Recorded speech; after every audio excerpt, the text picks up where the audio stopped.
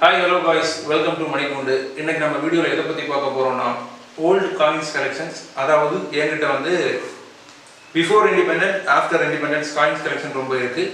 அதில் இன்றைக்கி ஒரு பார்த்து தான் பார்க்க போகிறோம். வாங்க வீடியோக்குள்ளே போகலாம்.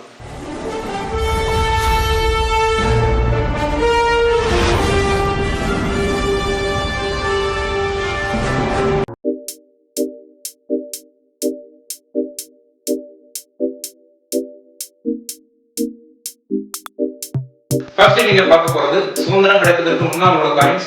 பார்க்கலாம்.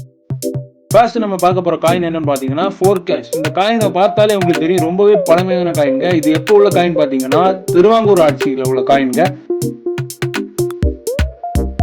இந்த காயினோட பின்னாடி நீங்க பாத்தீங்கன்னா ஒரு சங்கு படம் இருக்கும். இங்க இப்ப பாருங்க, அது சங்கு படம் இருக்கு. சுத்தி இருக்கிற அந்த பூ வந்து இப்ப இருக்கிற அந்த ₹1 இருக்கிற அந்த பூ மாடல்லே இருக்குங்க. பாருங்க, இப்படி முன்னாடி வாங்க. அந்த காயினோட சென்டர் பகுதி பாத்தீங்கன்னா ஒரு டாட் சுத்தி VR எழுதி இருக்குங்க. அது என்னன்னு அடுத்த வீடியோல நான் எக்ஸ்பிளைனா போடுறேன். வாங்க அடுத்த காயினுக்கு போகும். இப்ப நீங்க பார்க்க போற காயின் என்னன்னு பாத்தீங்கன்னா 1 காயின்ங்க. இது வந்து எங்க அச்சடிக்கப்பட்டதுன்னா நம்ம இந்தியாவில் பிரிட்டிஷ் ஆட்சி நடந்துட்டு போது அச்சடிக்கப்பட்டதுங்க. யாரோட பீரியட்லன்னு பாத்தீங்கன்னா ஜார்ஜ் 5th எம்பரரோட பீரியட்லங்க.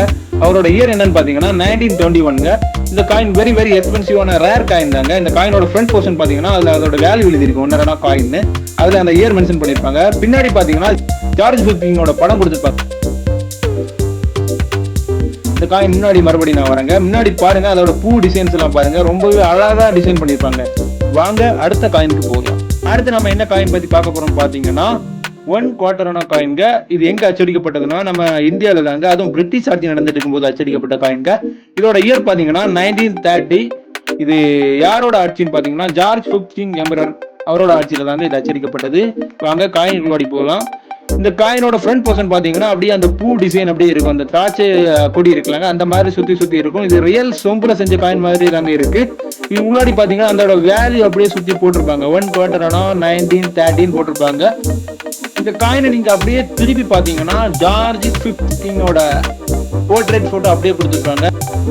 காயினோட டிசைன்ஸ் அப்படியே பாருங்க, ரியல் சொம்புல அப்படியே இருக்குங்க. நீங்க பார்த்தாலே அப்படியே தெரியும்.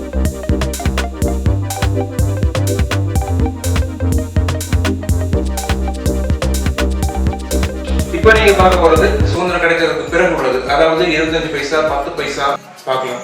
இதுல நம்ம பார்க்க போற ஃபர்ஸ்ட் காயின் என்னன்னு பாத்தீங்கன்னா 1 பைஸ். இது நம்ம இந்தியன் காயின் தாங்க. இது ஆஃப்டர் இண்டிபெண்டன்ஸ்க்கு அப்புறம் அச்சடிக்கப்பட்டது. இதோட இயர் பாத்தீங்கன்னா 1966. இதோட ஃப்ரண்ட் பகுதியில் வந்து 1 சென்டர்ல போட்டு சைட்ல பைஸ்ன்னு எழுதி இருக்கும். இந்த பக்கம் இங்கிலீஷ்ல பைசான்னு எழுதி இருக்குங்க.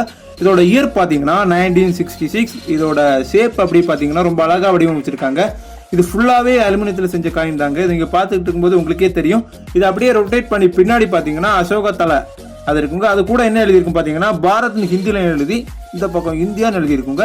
வாங்க நம்ம அடுத்த காயினை பார்க்கலாம்.